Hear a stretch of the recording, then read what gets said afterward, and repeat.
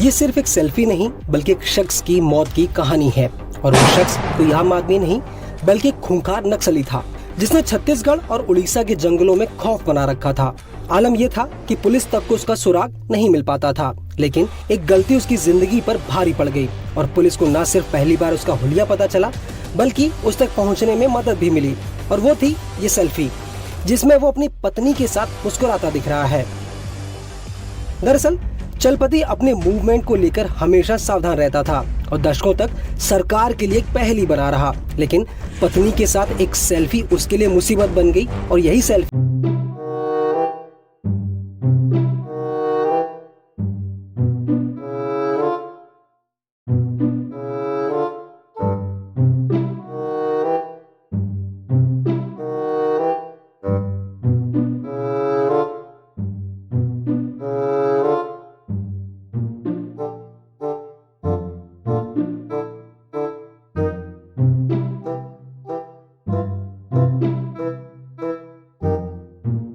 कि चलपति मुख्य रूप से छत्तीसगढ़ और उड़ीसा में एक्टिव था। हालांकि इन दोनों जगहों पर अब नक्सली गतिविधियां खत्म हो गई हैं, लेकिन पिछले कुछ सालों से चलपति छत्तीसगढ़ के बस्तर जिले के दरभा में रहने लगा था। उसके घुटनों में समस्या आ गई थी जिसकी वजह से वो ज्यादा चल फिर नहीं पाता था। उसकी उम्र करीब 60 साल थी।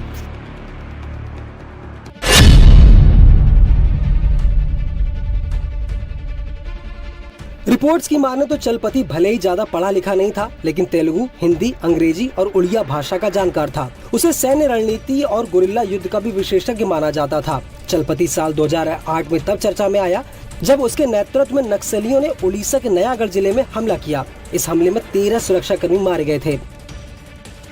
नक्सल विरोधी अभियान में शामिल अधिकारी बताते हैं कि नक्सली नेता रामकृष्ण, जो कि अब मर चुका है, वो इस हमले का मास्टरमाइंड था। ये अटैक 15 फरवरी 2008 को हुआ था। चलपति वह व्यक्ति था जिसने इस पूरी घटना को अंजाम दिया था।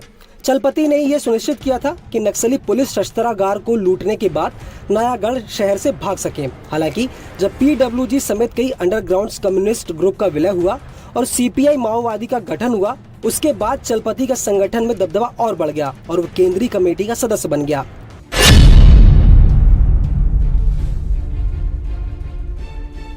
रिपोर्ट्स की माने तो चलपति का जीवन जंगलों में ही बीता था। इस दौरान वो Andhra Pradesh Orissa border special zonal committee के डिप्टी कमांडर अरुणा उर्फ चैतन्य वेंकट रवि के करीब आ गया और बाद में उसने करुणा से शादी कर ली। दशकों तक चलपति सुरक्षा एजेंसियों के लिए एक रहस्य बना रहा, लेकिन अरुणा के साथ एक सेल्फी उसकी वायरल हुई और सुरक्षा बलों को उसकी पहचान करने में मदद मिल गई।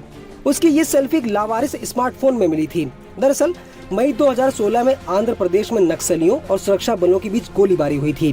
नक्सली मौके से भाग गए, लेकिन सुरक्षा बलों ने एक मोबाइल फोन बरामद किया जिसमें इस सेल्फी मिली।